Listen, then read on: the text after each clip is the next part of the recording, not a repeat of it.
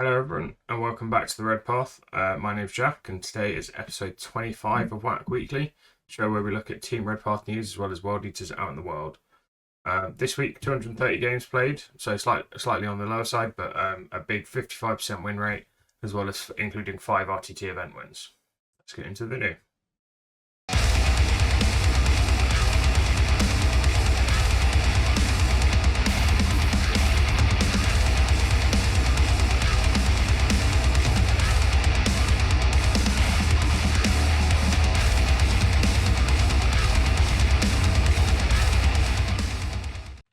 Okay, so as I said, big 230 games played, so from 65 players this week.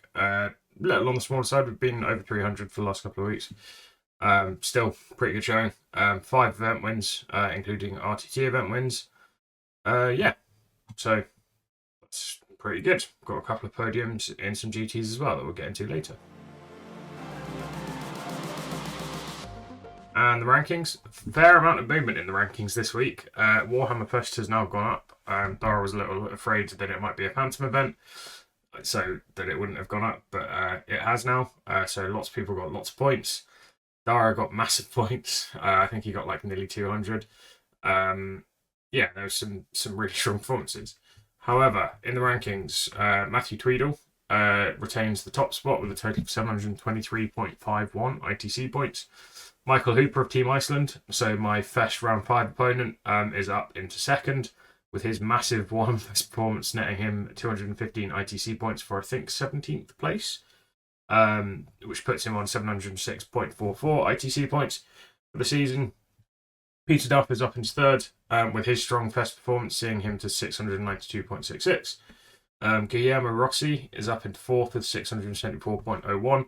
And Liam Werzik still holds on to 5th place at 672.79. Dara, in terms of the Red Path, Dara is in 15th with his strong Fest performance filling out his 4th event and getting him to 519.6 ITC points. Should be noted that one of his 4 events is still the Las Vegas RTT thing with the old book, so it's not all new book scores still.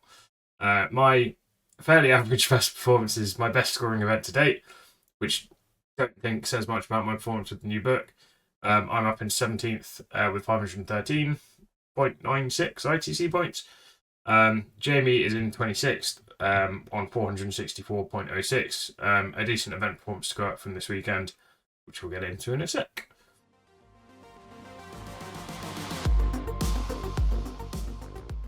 So, in terms of ITCC Red Path news, Jamie was in action at the Gemhammer RTT this weekend. He went 2-1, finished 6th of 19. So his round 1 game was a 95-26 win against Dark Angels, shooty Dark Angels list, I think. He lost round 2 against Guard list, 72-98. And then he won round 3 versus Imperial Knights with a 95-55 win. And his list is very funny. So I played this list. I guess I helped him test it when he ran over me running a White Scars list. So, Invocatus, no Warlord trait, 10 Jackals to hold the backfield, 3/5/3 8-bound, 3/3/3 Exalted 8-bound, 3 individual spawn, Angron, phase cap Bloodthirst with Argath, and 10 Bloodletters. It's a very small model count army, but it is very fast and very killy, and it means he has the CP to fight on death with 8-bound because there's just not that much else spent. Interesting that he spent for the Red Angel. I've not found I've missed it in a lot of the games that I've used it, but I guess there isn't very much OBSEC in this list, so it'll probably come in pretty clutch. So as I say, 2-1, finished 6th of 19. This event hasn't gone up in terms of score, but I'd imagine this will put Jamie into the top 20 as well, alongside me and Dara. I think that might have been his last event of 9th as well, but don't quote me on that. And up next, we've got World Eaters Tournament performances out in the world. So there were 15 really strong performances this week, so finishing in the top 15% of their events. So we'll have 15 lists in the unit matrix. And we'll be taking a closer look at the top 4 list, who finished in the top 5% of their events this weekend. So Up first, we have Maxime Rampen at the CTC Championship Open. She finished I'm assuming she, from that name, finished second of a 38-player GT and went 4-1-0. So 4 wins, a draw, and no losses. So undefeated. Second place. With this list. So Juggernaut Lord with a glaive, 4 squads, 5 berserkers, 3 squads, 4 8-bound, 3 squads, 3 exalted 8-bound, 3 spawn, 1 rhino, Angron with his warlord trait. Yeah, I mean this is a tweak on the Invocatus list that allows you to put Angron in. It drops a squad of berserkers, it drops Invocatus, and it drops a rhino, and you get Angron in return for that. Which is, when you say it like that, is a pretty good trade, I think. But yeah, no, it's a fairly standard list. It's killy. It's fast. It has lots of threats that the enemy has to deal with. Interesting to see Lacerator's still in favour, despite the insurgency that is Ron and Dara trying to convert people to heavy chain glaives. Yeah, so as I say, Maxime came second of a 38-player GT, 4-1-0. Very strong performance there. I'd expect that to boost him up the rankings pretty quick. Up next, we have Glenn Duncan at HFX Games Winter War Spring Offense. He won this event. It was an RTT, 20-player RTT. He obviously went 3-0, and he won the event. So let's have a look at the list. Invocatus with his warlord trait, 10 jackals, 4 squads of 5 berserkers, 3 squads of 3 8-bound, squad of exalted 8-bound, 2 spawn, 2 rhinos, a greater brass scorpion that I definitely missed earlier when I was looking through this, and a War Dog Stalker that has thrown Mechanicum of Skulls. Yeah, I mean, Scorp, man. It's good shit. Some early pressure from cheaper trade units for the 8-bounds. Then, yeah, Scorp rolling up the board with rhinos full of berserkers as well.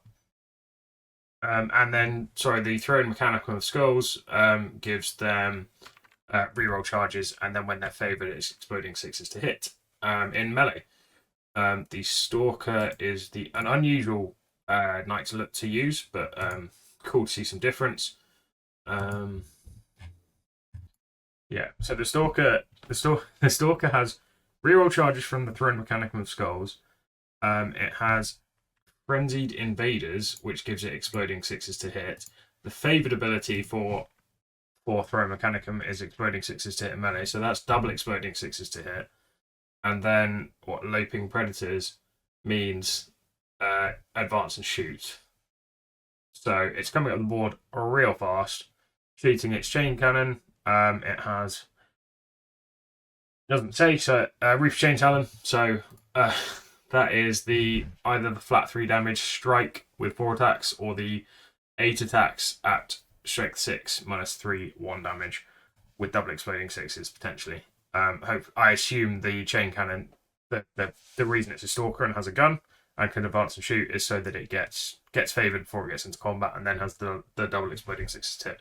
Quite nice. It's quite a nice hybrid model that they're using there, which is cool.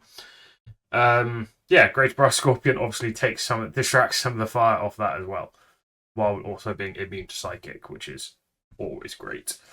And up next we have Xandre Ramos, who went second at a 46-player GT, finished 4-1, the GTCT. Fine. Invocatus without his warlord trait, Master of Executions, 2 squads of 10 jackals, 1 has the icon, 3 squads of 5 berserkers, 3 squads of 3 8-bound, 1 of exalted 8-bound, 2 spawn, a Dreadclaw, which is maybe the jackals, or just 2 squads of berserkers with icons, rapier, quad heavy bolter rapier, Angron, and a lone executioner with mirror face. Yep. So there's a lot here. There's a lot of different strands to this. I guess the jackals or the Khorne berserkers with the icons can go into the Dreadclaw. Gives you some options pre-game depending on what you're playing against. There is no rhino. The rapier, fire support, and also 2.2 blood type points. Nice. Angron, an Executioner as extra fire support and also CP regen. Have you spent any CP? There's no CP spent pre-game, so all of that CP is going on stuff for the 8 bound, I guess. I'm not sure. That the list doesn't seem to have that much synergy, so I guess Xandre is just a very, very good player. If I'm wrong, tell me how you've used this list, because it's a weird one. It's different. It's very different, which is exciting because it's cool that people are finding ways to keep the codex fresh. And then finally, we have James Sykes at the Leodis Games 40k RTT in Leeds in the UK. He won the event. It was a 30-player RTT, obviously going 3-0. So first place. Invocaster with his Warlord trait, Demon Prince with Talisman of Rage. Great. Master of Executions. Jackal, 1, 2, 3. Okay. 10 Jackals, 2 squads of 5 Berserkers without 3 squads of 5 Berserkers without icons, then 2 squads of 10 with icons and eviscerators, and then a squad of 5 and a squad of 4 8 bound, 2 spawn, 2 rhinos, and 1 executioner with precision cruelty, which I believe is the 6s to wound, do our extra damage and extra AP. So taking to AP3 damage 4, which is pretty nice. Yeah, like there's 2 rhinos that I'm hoping have the 2 squads of 10 in, and then the 3 squads of 5 are just sort of utility pieces, utility trade pieces, I guess. Jackals for backfield, spawn doing spawn things, executioner for fire support. It's it's a cool list. Actually helping me, making my brain fire about some things for my list that I'm currently writing, because I've got an event week after next time of recording, so I've got to look at that. But yeah, congratulations to James, first place at a 30-player RTT, big event. Very well done.